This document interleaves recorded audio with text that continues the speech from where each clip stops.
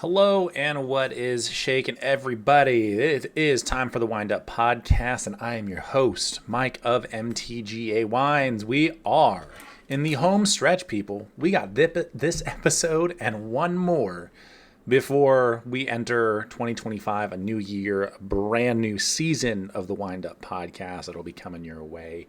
And since we've been dwelling on a lot of intense conversations, I want to try and have a little bit more of a lighthearted episode to kind of round this year out. We'll have a couple of them actually, but we are going to dive into still kind of like the business side of it and kind of the honest outlook I have. We talked a lot last week about kind of the doom and gloom of the industry. We've talked a lot about the crazy kind of implosion of grape prices in Napa, the downturn in hospitality and tourism and all this other kind of stuff over the last few weeks and couple of months, actually. And this episode, I really want to dive into the, what's next? We're looking at a new year staring us down the pipeline. Like, what the hell are we going to be doing about it? And realistically, why is it not that big of a deal? It is a big deal, but I think that there's a lot of good things that are going to be coming out of this. And I want to give a lot of kind of very personal insight into that. Before we do, as always, a few last minute announcements before we get into the new year. Number one, next week is our question and answer episode. If you have any questions that you would like to have answered on the show, you can submit them through any number of things. You can go to any of our social networks at MTGA Wines. That's Instagram, YouTube, the Book of Face, and the social network formerly known as Twitter. You can slide into our DMs on any one of those. Be sure to drop us a follow or a like or subscribe while you're at it. Number two, you can head to our website, mtgawines.com. If you scroll down on that homepage a little ways, there's an email form. You can submit your questions through there as well. We'll try and get through as many of those questions as possible over the course of next week's episode. It's always great that you guys are able to submit them. We've had some great ones over the last few weeks, actually last few months, because we do this Q&A episode at the end of every month. Very excited to get back into it. Number two, we are still brought to you by Premier Crew. That's cruclothing.com. You can head to that website, enter the code Premier for 20% off your first order. We've got a few different custom t-shirts and styles, some of them made right here in the good old US of A that are wine themed and kind of kitschy and fun. Don't know if they'll be able to get to you before the holidays, since Christmas is quite literally 5 days away. But if you need a little something or you need that last minute gift because you forgot to order stuff for somebody like I did, go for it. It's the best way to go about it, I think, anyway.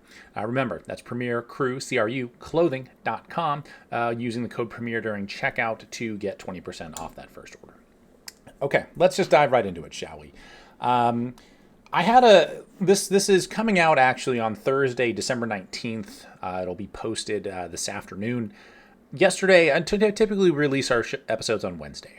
And I was kind of in a place at the beginning of this week. We're still kind of in the process of wrapping up our year. We're getting a lot of counting and reconciling done. We're looking at, the pending orders that we have, what we're doing with our distributors, the outreach that we're doing. We're starting to dive into kind of our travel plans and where we're going to be next year.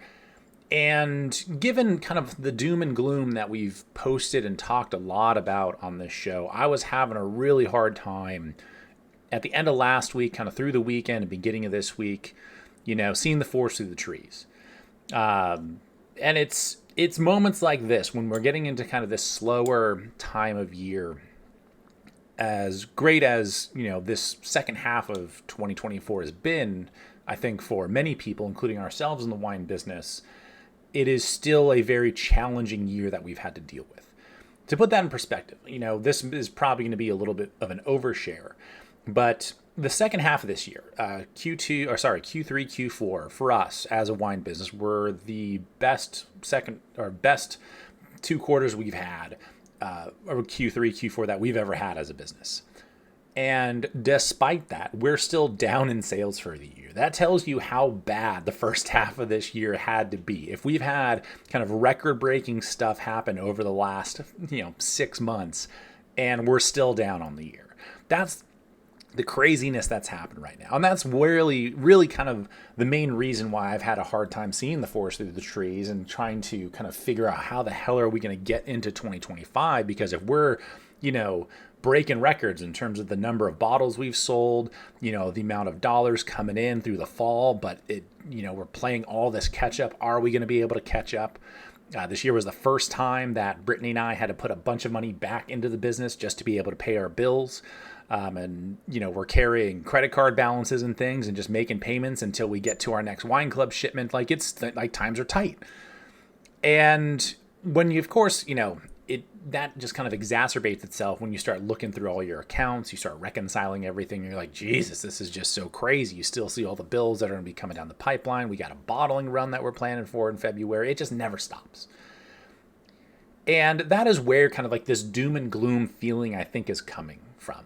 Because I'll tell you right now, like the amount of people we talk to, like the amount of people that are getting laid off right now, the amount of people that have been told straight up, like, hey, sorry, there's no holiday bonus. There's not going to be a raise next year. Like, we are strapping down. Like, there's going to be, we're just in a tight spot. And that's just the way it is. Everybody is feeling it right now. It's kind of crazy. And it's one of those things where it's kind of nice. Misery loves company. In that sense, all of us are like, at least we're not the only ones. We're not the only ones struggling. And at least we have some good trends going into the new year in the sense of like, hey, we've had a great 5 to 6 months now. Let's try and take that momentum and carry it over into the new year. So I think that's what kind of bodes really, really well for our business, but also quite a few other wine businesses that, felt this rocky patch quite a bit, but are now looking forward and saying, hey, we did the best we could this year. Yes, times are tight. Yes, we're having to be very, very frugal, but we've had a really great stretch, and that bodes very, very well.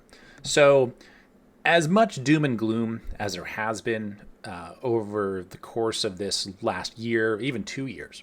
There were people feeling this a year ago, 2 years ago even. As we're going from the latter half of 22 was really kind of the first time we saw this downturn start to unfold. And through 2023, there were some people that were like, oh yeah, it's getting really, really tight. And there were some of us that were like, hey, we're doing all right, so we'll take that for what it's worth. And then 24, for I think a lot of people, it really started to jam on the brakes. I mean, granted, it's an election year. Things are always crazy during election years because there's just a level of uncertainty for many, many people. I don't care what side of the fence you're on. That's just how it is. We all know this. We still have kind of this, we've talked a little bit about kind of the post-COVID world where happy hours are back to their normal 5 p.m. start time. They're no longer noon, right? When you're working from the home office. So times are just kind of getting back to a little bit more normalcy. And I do think that the wine industry is a little bit saturated right now. I think it is somewhat going the way of the craft beer world where there are just too many brands. And you're going to start to see the market contract and constrict. And you're going to see a lot of M&A, mergers and acquisitions, happen down the road. In fact, we just saw Flora Springs officially sell to Gina Gallo and Jean-Charles Boisset with their new venture called Venus, I believe it's called. You've seen, of course, the breakup of Vintage Wine Estates and all those pieces kind of moving and shifting around. There's going to be more of that, I imagine, because you're going to see some of these businesses that have been struggling and trying to figure things out. And there might only be one way out, and that might be just to sell. They might be in too deep of a hole, and it's time to close up shop and figure out what's next. So, I say we're going to have this nice, fun, kind of lighthearted episode, and here we are kind of spelling out all of the doom and gloom that's possible. And I'm trying to, I've tried to kind of shake that feeling of doom and gloom. And I'm much more chipper today than I was yesterday, the day before, Monday. Even over this weekend, I was like, how am I going to record this show and not just be miserable? Talking about this year, how we're wrapping it up, and kind of continuing this conversation that we've been having through the months of, November and here into December. It's been hard for me to see, again, that forest through the trees. I use that turn of phrase all the time because I think for any of us, in whatever industry we're in, we have these moments where we just get into the weeds, right? And it's hard to figure out which way is up and what is actually working and what isn't working.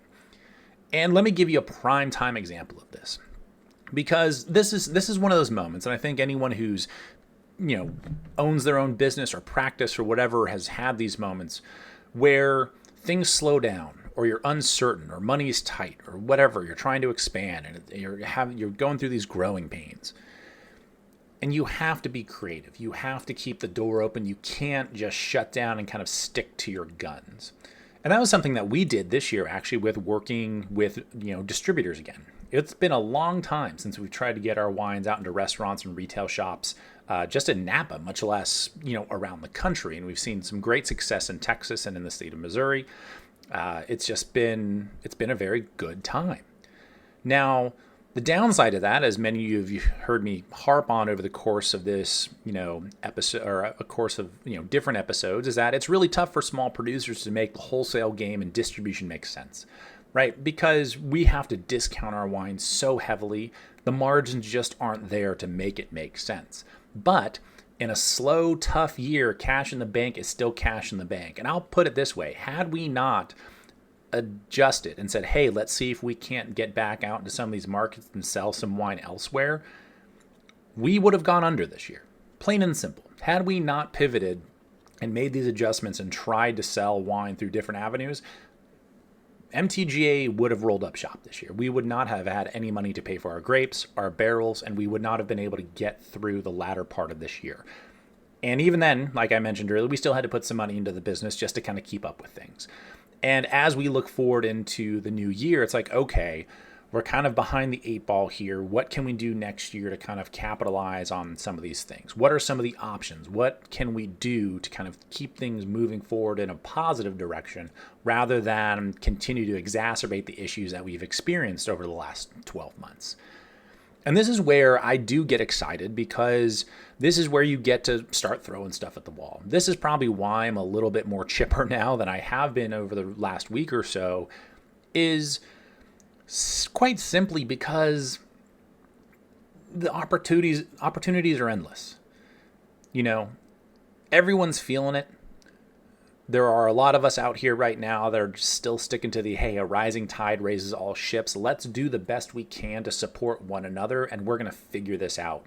And it's going to be just fine. We just have to be very frugal. We have to be very diligent. We have to be very, very focused on kind of that end goal. Now, it is interesting kind of looking back, just kind of as like a moment of reflection over the last few weeks and, of course, throughout this year. It is interesting kind of looking at just the number of bottles we've sold over the last year. And we've sold more bottles of wine this year than we ever have, which is a crazy thought. But again, we're still down in terms of overall sales, and that's really the double-edged sword of that wholesale business and selling wine through distributors and to restaurants and retail shops is, again, you're discounting the wine so much, you're not nearly getting as much margin on those wines, so there's just less money in the bank.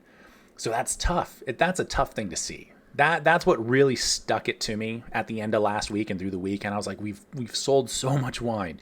We're like, the growth that we've kind of planned for and the things that we're looking to do, like, we're right there. We're right there. But the margins just aren't there. And that's the game. There's really nothing we can do. I can't go to a distributor or to some of these wine shops or restaurants and be like, hey, by the way, we're doubling our prices because the margins don't make sense. They're just not going to carry the wine. Plain and simple. So you have to play the game.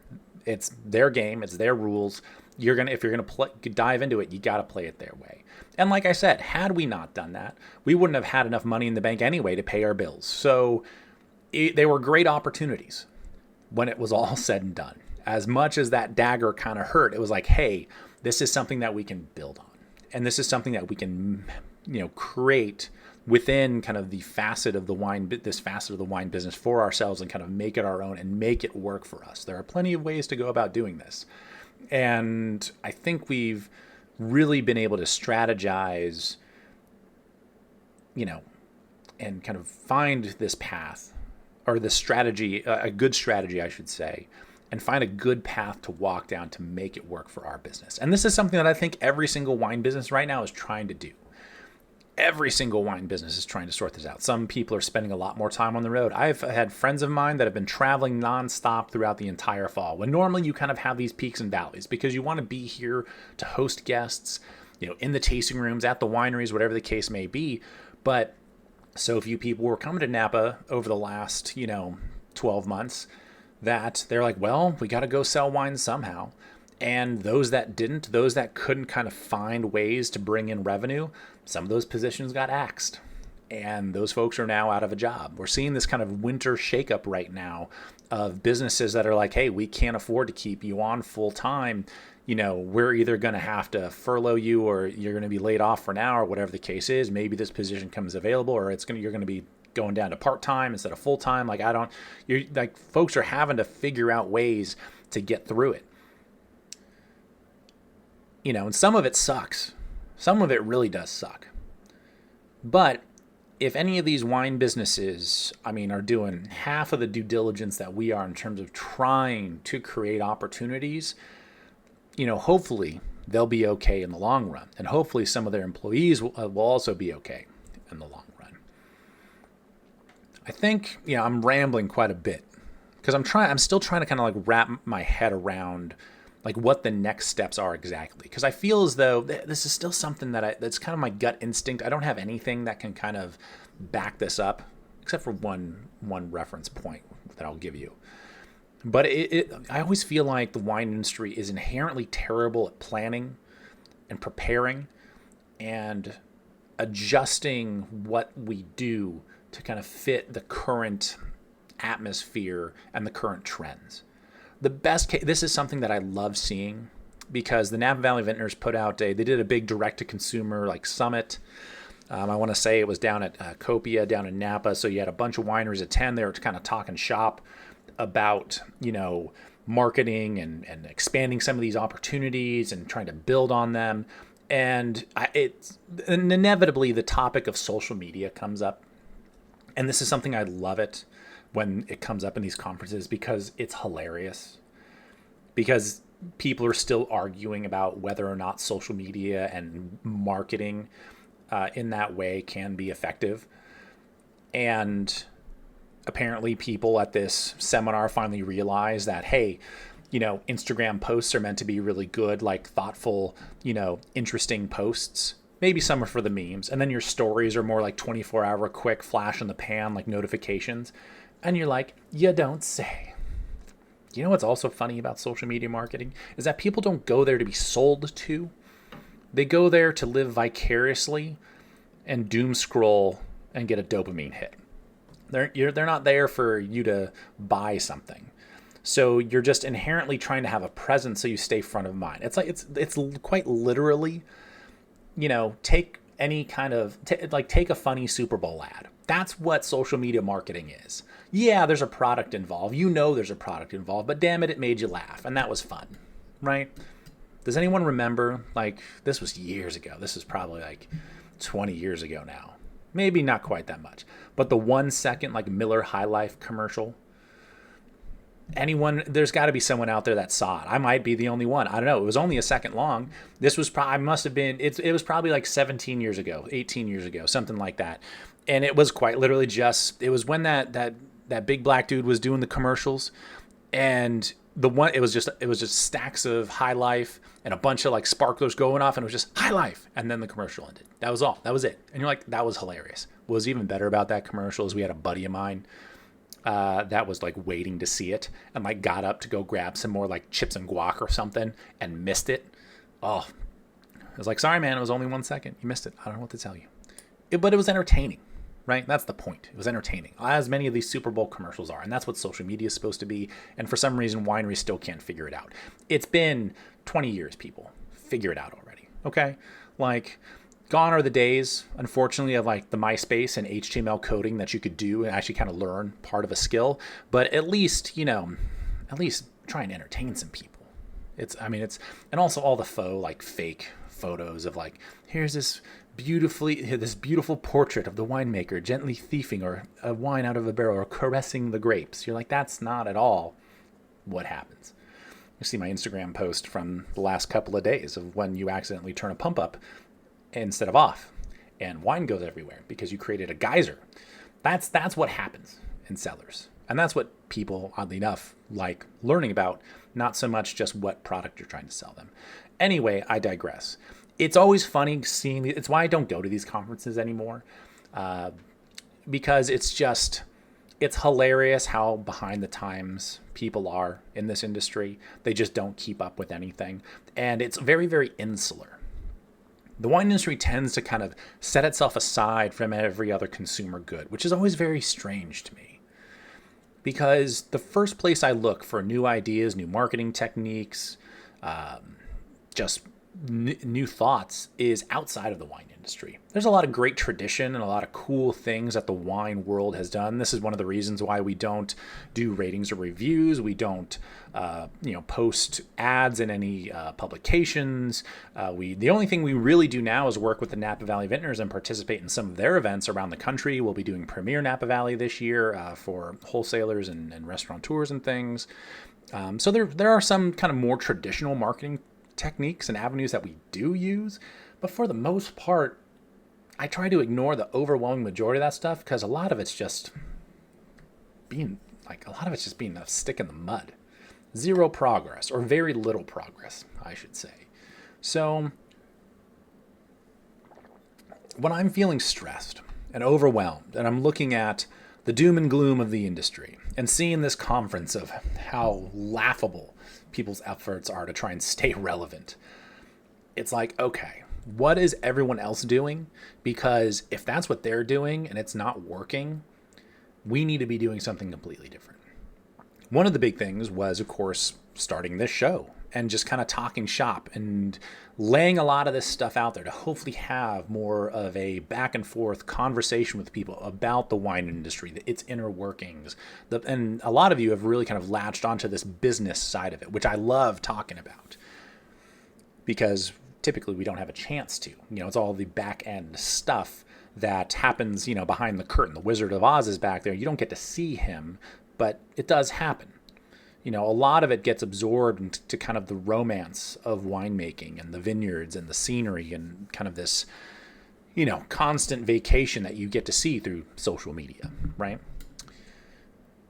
And it's one of those things where it is just like, okay, again, if everyone else is kind of moving this direction, if everyone else is just figuring out what Instagram is and how to has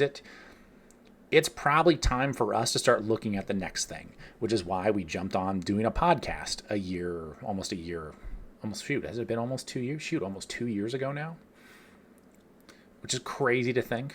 In March, it'll be 2 years we've been doing this thing. It's one of the reasons why we try and do more things on the road. It's why when so many people are like, hey, this is actually kind of funny, why would you ever join the Napa Valley Vintners? This is a fun story for another time. But as soon as we joined, it wasn't like, oh, that's good. You're actually going to be using some of the resources. The overwhelming thing that people told us when we joined the Napa Valley Vintners, kind of the marketing agency that manages Napa, it's no longer vintners, it's a bunch of marketing people. The vintners are involved to a certain extent, but it's more kind of honorary and like board member type stuff. Like we kind of get to oversee it, but it is certainly its own kind of weird entity. But the thing that people always told us is, why? Why would you do that? Do you really think you're going to get anything out of them? What was kind of hilarious, this is one of those moments I can't say who it was because they might actually get in trouble. But I got a phone call from someone because my dad, and of course some of you know the Todd and the personality he had a little bit of a falling out with the vintners years ago. And I know some of the story, but I'm sure it's only a portion of it. But I got a call from a friend of mine. They're like, hey, do you think we could get Todd involved again? Because if I could get him involved, that would be a great feather in my cap to kind of like hang over everybody, be like, ooh, look what I did. I got this boisterous guy to actually be a part of the thing again. And I said, I would love to do that for you, but I don't know if you know this, but he had a falling out with them some time ago. I don't know the full story, but long story short, he kind of just hates the vintners. And this person came back to me and was like, well, so does everybody else, but we're trying to change that. And I'm like, ugh, crazy. So everyone else is already like on this train of like, oh, why would you work with them? Oh, we don't like working with them. It's a pain in the ass. And I'm like, but is it? Because I kind of drank that Kool-Aid for a while, mostly because of who I'm related to and how much shit he would talk. And now we're doing the opposite. We're saying, you know what? Fuck it. Let's dive into this. Let's spend the next couple of years trying to rationalize this, because there are monthly dues. We had to pay like an initiation fee. So, we're in the hole going into this, no matter what. Can we get some ROI on this? And I believe you me, I have a spreadsheet tracking all of that information. And we already have a lot of things that we would like to see, or a lot of little things where we'd like to see some improvement, right? Like, don't just sit there and complain, like actually be solution oriented, right? This is another one of my rambling long stories, longer, but again, kind of looking through different avenues. And the Napa Valley Vintners is not a new thing, right? They've been around a long time. In the current kind of iteration, it's really been kind of like this 20, 30-year thing. And there are a lot of people that don't like it, but here we are, this small, still pretty unknown brand. We're like, fuck it, let's throw our hat into this ring and let's see if we can get some stuff to stick to the wall. We might as well. Everyone else is telling us not to, but why is that? Everyone's just figuring out when that this Instagram thing is a thing. What is next? What's new? What's exciting? Everyone is saying that the industry is doomed, that there's this new prohibitionist movement, and then doctors are actively telling people alcohol is just verboten, bad for you. How are we going to fight this? How could we possibly fight this? Costs are rising exorbitantly. Like, how can we possibly mitigate this and do these things? How can we stay in business? We've sold more wine than we ever have before, yet we're still down in sales. Like, what is going on here? There's all of these things over the course of the last year, 2 years, that have stacked up against all of us in this industry. And for some reason, I feel like there are moments where I feel like I'm the only one that kind of feels like hopeful. Because there's a lot of people out there right now that are just, they go through everything we've kind of laid out so far in this episode, and they're just like, it's just not, it's hard to see it. It's hard to feel like it's worth it. Shoot, the amount of times over the last 8 months that I've like, man, this might be MTGA's last year. Like that has been a very present thought. And that's a tough thing to try and wrap your head around when you've dedicated, 15 years of your life to something. But it doesn't have to be that way. In fact, I know it's not gonna be. When I finally got this business up and running, I was like, let's get to year 5. And then it was like, get to year 10. And now it's been like, all right, let's get to year 20. It's like every time we're just kind of doubling down and saying, all right, like, what's next?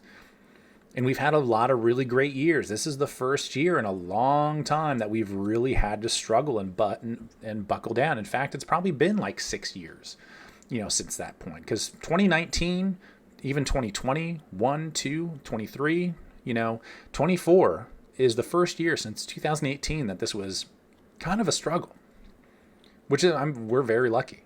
And I think there are a lot of businesses right now that are quite simply out over their skis. And I'm seeing this in many, many industries and even with nonprofits and like other organizations. It seems like things have just been so good for so long. And now there's this shakeup happening across many, many different fields, and no one knows which way's up. It's kind of crazy, actually. And when you can kind of relate to some of these other industries, granted, alcohol kind of stands alone between all the laws and regulations and permitting and like all this other stuff that we have to deal with. It's a very crazy business on the kind of admin side of things compared to many others. But, we're not the only ones suffering right now. And it's one of my favorite quotes that I've heard probably over the last, 5-6 years or something. And I'm probably going to screw it up, but I'm going to do the best I can. And it's I might be paraphrasing, but what is it? It's hard times make hard men make soft times make weak men make hard times. And I feel as though we're kind of in this weird spot where we're kind of in the soft people making hard times phase, where it was so good for so long for a lot of things that, granted, there's exceptions, right? You have big old recessions in '08 to 11. You have the dot-com bust. You have, crazy things like, terrorist attacks in 9/11. Like, you've got all these crazy extenuating circumstances. But like in the grand scheme of things, like within just like down home industry and kind of what's affecting us personally as an industry, it feels as though that we've created a lot of these hard times because we've kind of rested on our laurels. We have not been nearly as creative or forward thinking as we should be to be where we are right now. We've just ridden this huge wave and boom of the wine industry over the last 15 years. And now the rubber's hitting the road and people are freaking out because they don't know what to do. This is something that I've seen happen with salespeople within the industry. That there's a reason why we call kind of the springtime is always kind of the spring shakeup out here. It's when a lot of people change jobs and switch careers or companies or whatever the case is. And what's really interesting is that you see salespeople, especially pretty talented salespeople, move around more often than you would think. The main reason for this, as much as they might not like to admit it, is that once they've been at a place for 2 or 3 years, they've sold basically everything they can to all of the clients that they can. They're not great business development people. They're great sales people. Can they create a bigger list and broader reach and bring more people into the fold? Not necessarily. If there's people already on that list or if they have their own list, which many, many people do.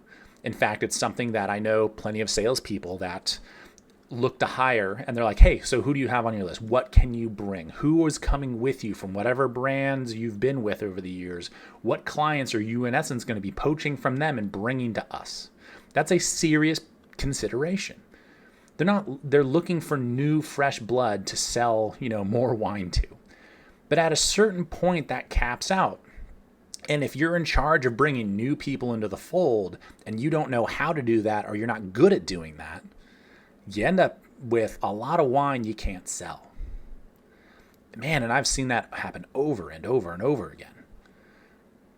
And it's a shame because I've been in charge of one of those programs kind of after the fact and I've had to tell people like, hey, this is a complete like rebuild. Like this person who is in this position, they took all your clients with them because they're not your clients, they're their clients.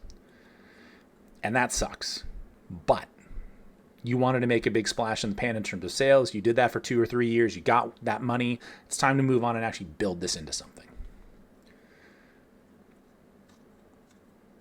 I'm trying to remember what my point was. I had a really great point. But I think what I was trying to get at was kind of going back to that like brand building. Anyone can sell you something once. Can you create a brand advocate? Can you create a vibe and an emotional tie to what it is you do so that when you go through these hard times, you have people you can call and say, hey, we're having a bit of a tough time right now. It means so much if we could, take care of your holiday gifts this season. It would do us a solid. We'll do what we can to get the wine out to you quickly, efficiently. We'll wrap it. We got note cards that we can write personalized messages on. Like whatever you need, we'll make it happen. Some of you have done that, which we adore. And that has honestly made the difference in this month for us as a wine business. But that's because we've built great relationships with people. It's not because I'm just a salesperson saying, hey, buy the new shiny thing. I mean, obviously, I have to do some of that as a business owner. But more often than not, what we've tried to do as a wine business is foster great relationships and create an emotional connection.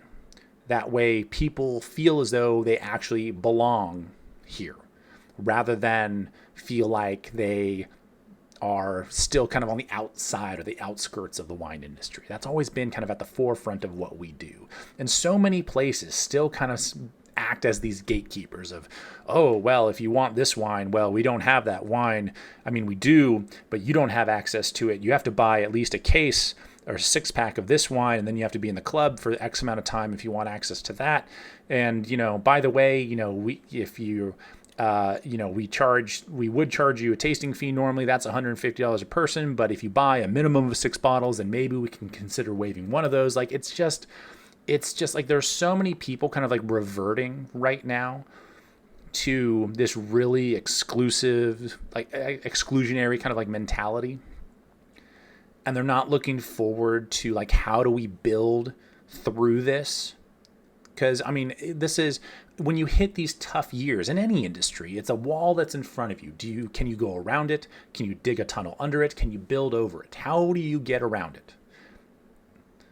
That has to become your focus. So whether it's like things like us joining the vintners, or diving more into the wholesale market, or doing a podcast, or working harder on your social media content, participating in events around the country, around the world even, you have to find these things and you have to be creative. Because if you don't do these things, if you don't try and move forward and grow within what it is you're doing, you end up getting left in the dust. There are hundreds of great wines in Napa. Thousands, tens of thousands maybe, of great wines in Napa. Take that to the West Coast, the United States, North America, South America, around the world. There's a lot of great wine to choose from. In these tough times, what is going to make people decide they want your wine versus somebody else's? And very typically, it's going to be the connection they have and the experience they had with you that's going to stand out compared to other people. And you need to look forward to figure out how you can do that better as a company, whether you're in the wine industry or not, any industry. How can you garner favor with your customer base compared to those around you? That's what it comes down to, right? That's what I like to think so. Or that's what I like to think. Gosh, this was such a weird rambling episode. Hopefully it made some kind of sense. That 40 minutes went by really, really fast. It's very interesting. Every year I get very, very reflective this time of year. And I think, we try and do kind of the harvest wrap up, kind of let folks know kind of where a season like 2024 took us, and we'll do the same thing as we go into 2025 as well. We'll definitely do more cellar updates on how these vintages are going.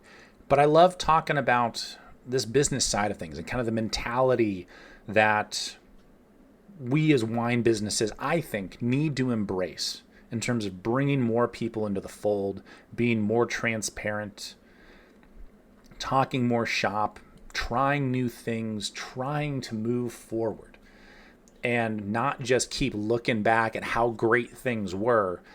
And man, it sucks that they're not that way anymore. 2020, hindsight, rose-colored glasses, whatever you want to call it.